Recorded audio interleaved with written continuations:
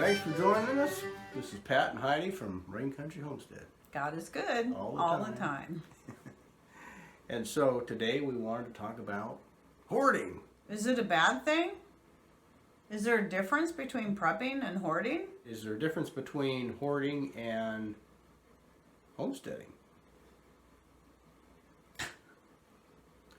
Well, we think it all kind of runs together.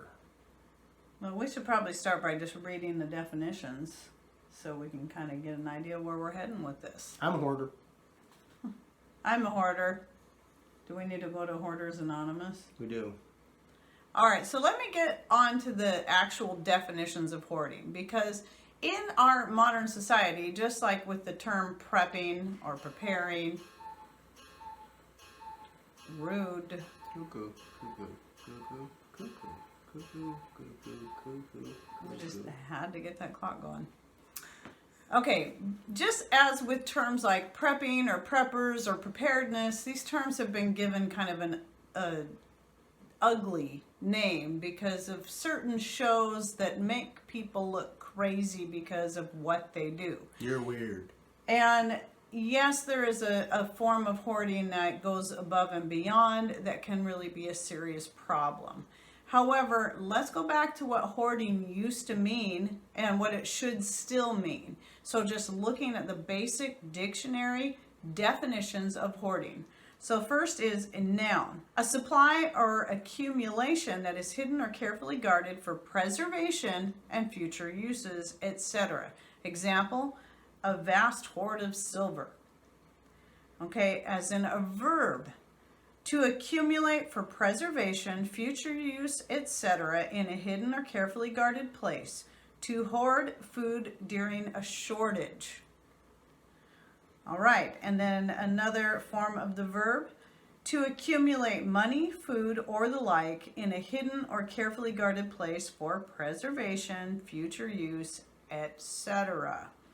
So here are some synonyms for the word hoard. Stockpile, reserve, cache, store, and stock. So we could probably end the video right there, and I think we've just answered the question as to whether or not hoarding and prepping are the same thing. And probably the people that are watching us are guilty of it or about ready to be guilty of it because you're watching us because you're learning how to hoard. And if you watch enough of our videos, you're probably going to be a hoarder. Right? So we're hoarders. We don't have a whole lot of silver stocked up, but We have a little. not much. Not much, but a little. But what we do have are things, and the things that we do stockpile or hoard, as can properly be used in this term, are things that are for future use and to get us through hard times if there's shortages, whether it be on our own personal home front or it be on a more large scale, citywide, countywide, nationwide, whatever it may be. An anticipated outage of whatever that outage might be. Right. So, and we talk about preparedness quite a bit, and we talk about the importance of it and why it's not just for big, large-scale events that you see movies on all the time, you know, zombie apocalypses and, you know, just weird things where everybody on the face of the earth disappears but you. So are you a hoarder? What types of things would make you cross that threshold into hoardism? Is that a word? It didn't sound bad. I don't think so. That's all right. Okay. How do you define what's enough, what's too much, or what's not enough when it comes to preparedness, when it comes to homesteading? Where do you draw that line?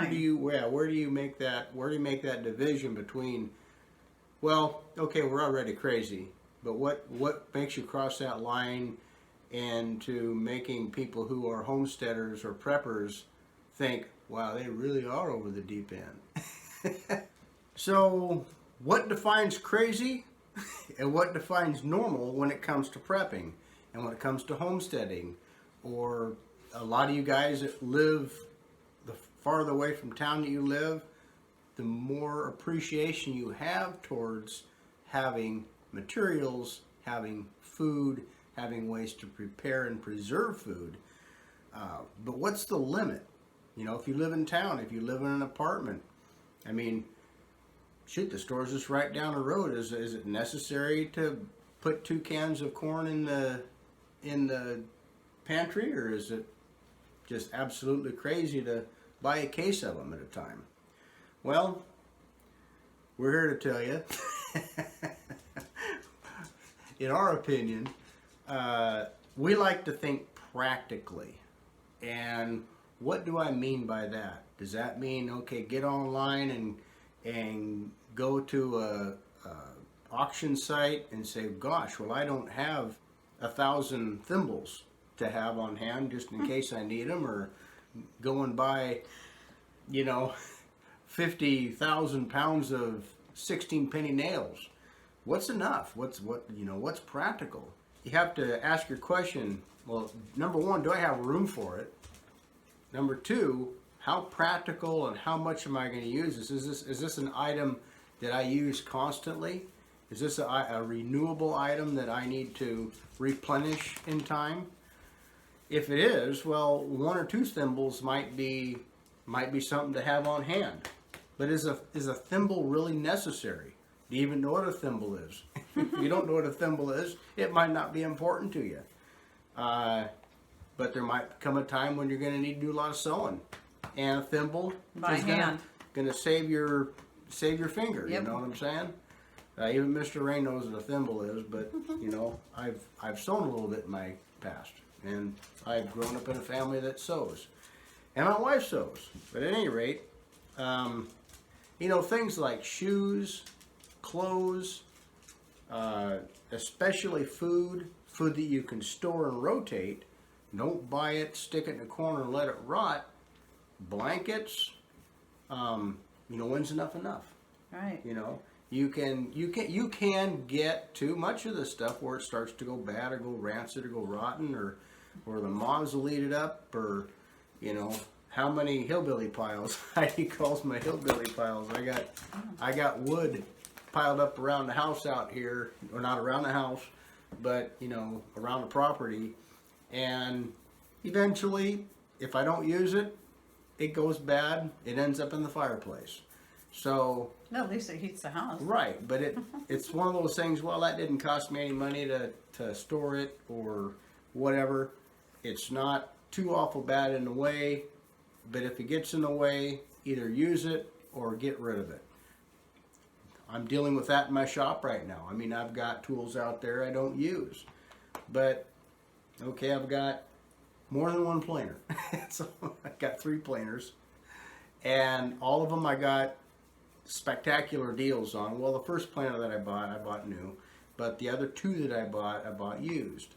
I got good deals on them, had to do a little bit of repair work, but the other day I was using the 1 planer that I bought new, and something electrically went wrong with it, but I still needed to plane some material. I'm glad I had the other 2 planers. But when it gets to the point where your shop gets inundated with tools, you can't hardly move around, well, then you got to step back and say, well, do I really need 3 of these? Do I need 10 of them? Do a self-evaluation as to how much are you using this thing. In an emergency situation, is it something that's going to come in handy? Mm-hmm. We don't use our generator all the time, but It's nice to have it. would it be nice to have maybe 2 generators? One that's a smaller one that gives us more versatility, but does it take up much room? How many generators do you have to have? How big does it need to be? Make all these evaluations and then step back and say, okay, 2 generators is enough. That can get us by an emergency situation in case one breaks down. 2 is 1, 1 is none. You guys have all heard it. We'll, Right. Just in case you haven't, we mention that every now and then, and that is a typical prepper statement of, making sure that you have adequate supplies for an emergency situation. Yeah, and just like with cooking, just having a hot plate that runs on solar power is not going to be enough. because hot plates don't last very long. And what if your solar power goes out for whatever reason? Maybe you're having weeks on end of hardly any sun, and your power's running low. You still gonna need to have other sources, cooking sources. So we have several different ways to cook. So these are important, and we practice on all of them. Now, where does one draw the line? Especially if they're living in small quarters. I mean, obviously, if you're getting to the point where you're having to make small pathways just to get from one room to another, or you're stepping over stuff constantly, then for where you're at, it's too much. You have to learn where to cut the fat. And so look at what you have and really evaluate each thing. Because, you know, there is this movement, a lot of us have heard of, you know, living more simply. What is the word? Minimalism? Yeah, minimalism. That's the word I'm looking for. You know, so there's this minimalism movement, which I appreciate and I understand, because I hate having too much. Cody, I hate... What are you doing? I don't like having a lot of clutter. Clutter is frustrating to me, and yet at the same time, you know, and it can make, you know, having too much stuff can make your life stressful. Right. So it's really, at the same time, I like knowing I have what I need on hand at all times. So it really takes going through what you have. Look at everything that you own and decide, is this just fluff? Is this stuff I'm saving because maybe I have an emotional attachment to it? You know, because I do have some of those kind of things. Obviously, a lot of you know I recently lost my mom, so there's a few of the things I had to really be careful, because there was a lot of things I could have brought home. But I did pick a few things because surely there's some emotional attachment there. And, you know, as long as I have some space for it, I'm willing to keep it. But if it came right down to it, and I had to choose between this jewelry box that my mom once owned and a stockpile of food that I know is going to get us through a rough time, it's going to have to be the food, and the jewelry box has got to go. So these are the kind of things I'm talking about. Now, Patrick has been stockpiling wood for years and years and years, and working full time outside the home, didn't always have time to do a lot of stuff with that wood. So that's why a lot of it did end up rotting, but at least we used it to heat the house, stuff that was no good for building things out of. However, that wood that he was still able to use when he finally was able to have time, such as rebuilding the fence, and eventually we'll finish out the fence, and all these different projects. So he made us a shoe rack in our bedroom, and just all kinds of different things that he's done with the wood that he stockpiled for years. It has come in handy, and I'm glad that he's had it on hand, even if it's made kind of an eyesore in my yard sometimes, but it's there. And a lot of you who may watch his shop videos might look and say, man, he's just got a lot of stuff. His shop is a mess or whatever. Well, it's because he's always working in it. He's always got projects. He'll get it cleaned up, but then he'll go out there and start doing a zillion different projects, and, you know, it's not just stuff, it's things that he actually uses.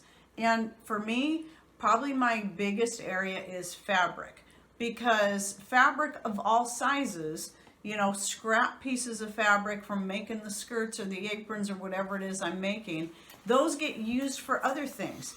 But how much, you know, soap wraps and things like that, I use the scraps for that. But then there's kind of coming a point where it's like, I have so much fabric scraps that it's like, how much do I need? I have lots of quilts already made. I may eventually get into making quilts for other people. Not that I haven't done that before, but I may get back into quilt making and want to be able to make them for other people who need them. We certainly don't need any more, but so it's kind of hard to let go of that stuff. So I have to kind of look at things, and every so often go through my fabric scraps and start throwing out the stuff that I know I definitely am not going to use. She's a pillow hoarder. Not so much, really. Not so much. Did you notice I didn't bring home a single one of my mom's pillows? I'm surprised. Mom had a lot of pillows too. I didn't bring home any of those. Well, I think the point we're trying to make is that the things that you store, we really have to be more cognizant of. Obviously, when you have a smaller area to store in, you really have to make some sacrifices if you really want to become a prepper. You really have to prioritize the necessities versus the luxuries or just the creature comforts. And around here, we have to do the same thing. We have to sacrifice growing area for storage area. There's a whole, your area, where you live is totally unique to how you carry this out, this definition out. I have only so much room in my shop. She only has so much room in the house for some of her things. I only have so much room in my shop for so many things. And so I'm actually going through and kind of evaluating, well, have I used it? Am I going to use it? Or am I just hanging on to it just in case? Well, those things are really important to consider when you have a limited space. And also they're really important because things have a tendency to own you over time. You don't own them. How many different engines around here do I maintain, whether it comes to being a lawnmower, a rototiller, a tractor, vehicles, pressure washers, all these different things. They all have motors, they all need maintenance, and you have to step back from time to time and say, is this something that I really need, or can I get away without it? Obviously, when you're trying to be independent, when you're trying to live an independent lifestyle, you want to augment your time. You want to streamline your time with equipment if you can, but have the ability to be able to do it by hand. Let's say the rototiller, for instance. Can I do without that rototiller? Do I have space for the rototiller? Mrs. Rain might argue with this, but yeah, I have room for the rototiller. That rototiller was given to me, and it's a good rototiller. I can't see the reason why I need to get rid of it. And it was good. We used it. We decided to till this year, and it doesn't take a whole lot of maintenance to keep that up. But if you live in an area where, well, gosh, I just really don't have a room for rototiller, I don't have much space, can I turn this over with a shovel? Yeah, there are places where you can downsize and get rid of that rototiller if you don't really need it. But for us, we want to be independent. We want to live off grid as much as we can, but we also don't want to spend hours and hours hand grinding wheat. So we figure out ways to help augment or automate our time a little bit. So yeah, having a couple of electric motors on hand in case this one here decides not to work anymore, our old antique motor on our grain mill. Having options. Do you have the room to store it? Is it taking up much room? How much maintenance is there to keep it up? So on a maintenance end, you can kind of hopefully understand where I'm coming from when it comes to some automation. And with Heidi, it's the materials, it's the food, it's the how to prepare the food, it's how to store the food, how to prepare to store the food. Like in canning or water bath. You got to figure out a place to store all that stuff. Right. How many bottles of propane do you keep on hand to keep your water bath canner going?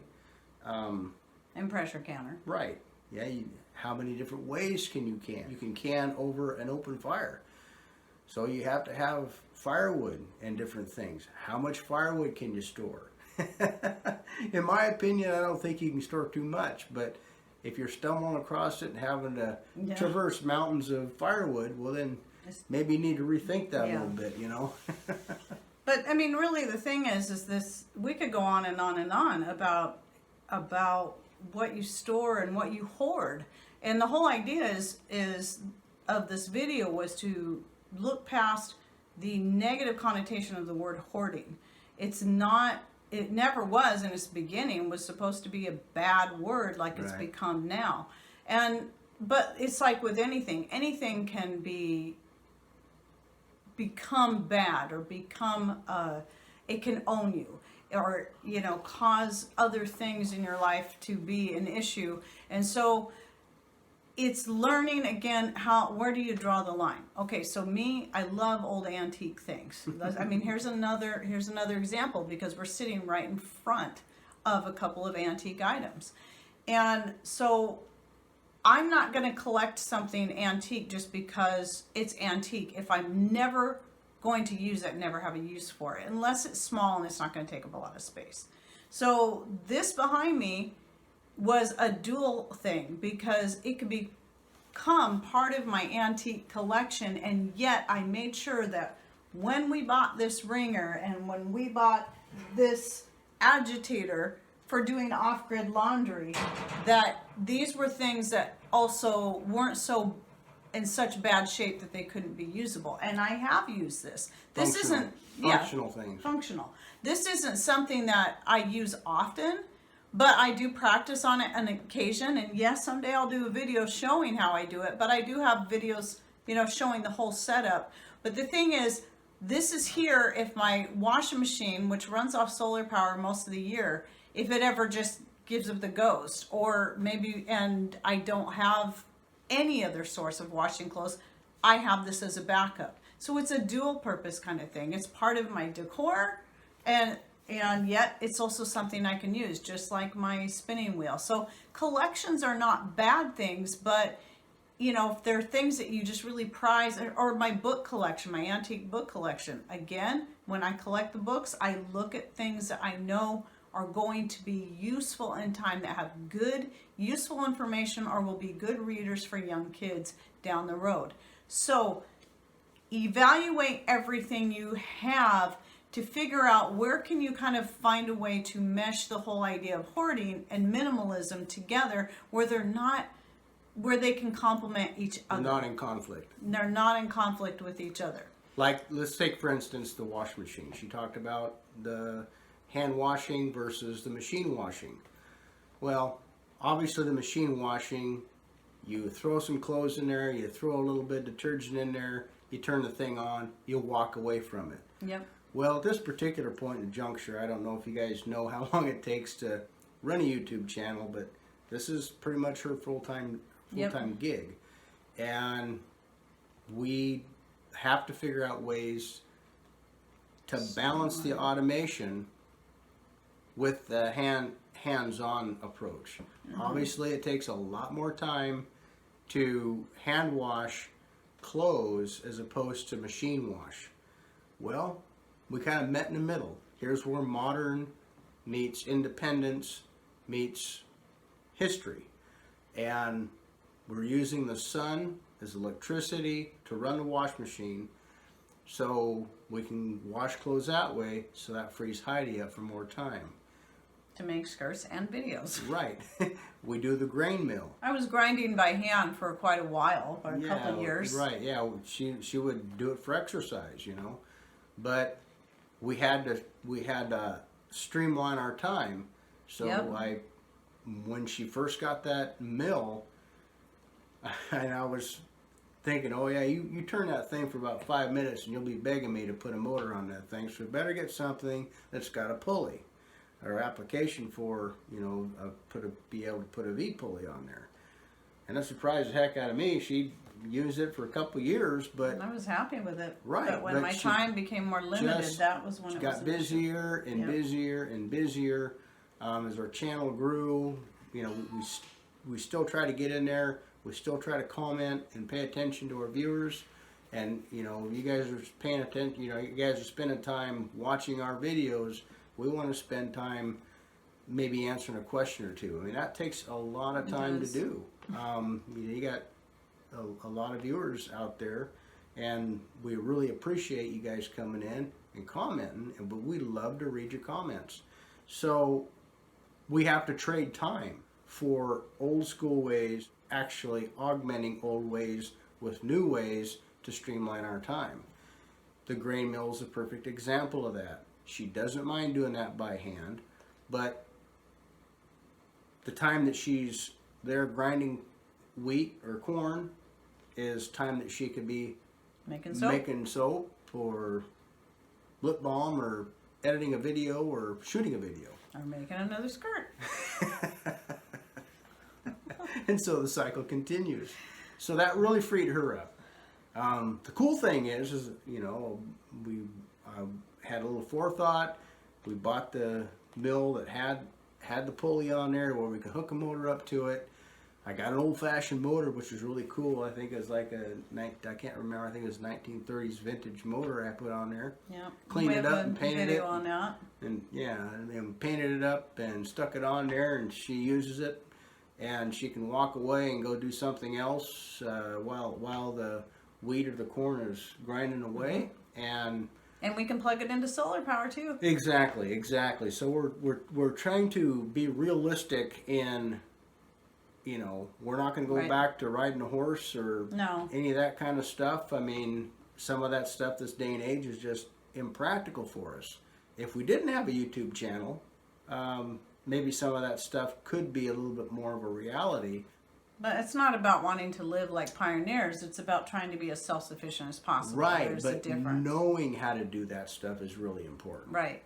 So going back to the hoarding, you have to figure out what is practical, what do you use, and I think you have to prioritize what's more important. Go back to the basics, the food, shelter, water, and security, things like that. So you have to really be prioritize what your hoarding encompasses. And I would have to say, if you want to stand back, if you're just getting into prepping, and if you're trying to weigh out whether or not, gosh, am I a hoarder? How many different paper tablets do I need? You know, you say, okay, well, I really need food more than I need tablets, paper tablets or pencils or whatever it is you're thinking about mass hoarding. And do I have room to put all these pencils and tablets or thimbles or whatever it is you're thinking about, you know, coming across a good deal on? And food is very important. Yep. Ways of storing it, places to store it, and how to store it, how to grow it, and how to reproduce it. That is a product or a necessity that's a renewable thing. It's something that you're going to keep on using. If I store 10 generators, I don't think I'm going to ever use 10 generators in my lifetime. Kind of silly. But that's a good idea, though. No. I like an old Lister hit and miss generator. That'd be kind of cool. But anyway. That would be kind of cool. But 10 of them would be silly. We got to have parts, Heidi. Anyways, yes, I have a condition. So anyway, that's kind of where we're at. So what we would like from you is we would like to hear where do you draw the line? Yeah, where do you draw the line? What are the things that maybe you struggle with? You just you want to keep putting it away, but maybe you're having a hard time letting go of it, and you know you don't need that much. What are the things that you think maybe you should do more of or stock away more of? Just your general opinion on the word hoarding in the first place. We'll be looking forward to reading your comments down below, and who knows, that could be another chat video down the road, and we share your comments. We're liking doing that. It makes it easy for us, and one person pointed out that they don't have time to always read through the comments, but for us to be able to read them to you and make videos, and people can turn it on and just listen, and that works pretty good. Right, so that way we can hear, people can hear your good comments and your just really well thought out things that you put in there, and practical stuff that you're living, stuff that you're actually experiencing. We all like to hear that, and even if it's stuff that we all already do, there's this certain amount of it. It feels good to know you're not the only one out there that lives this way or makes these choices, and you're not the only hoarder. You're not the only crazy person. So, okay, well, we hope you enjoyed this video and that you got something out of it. So thanks for watching. Take care. And God bless.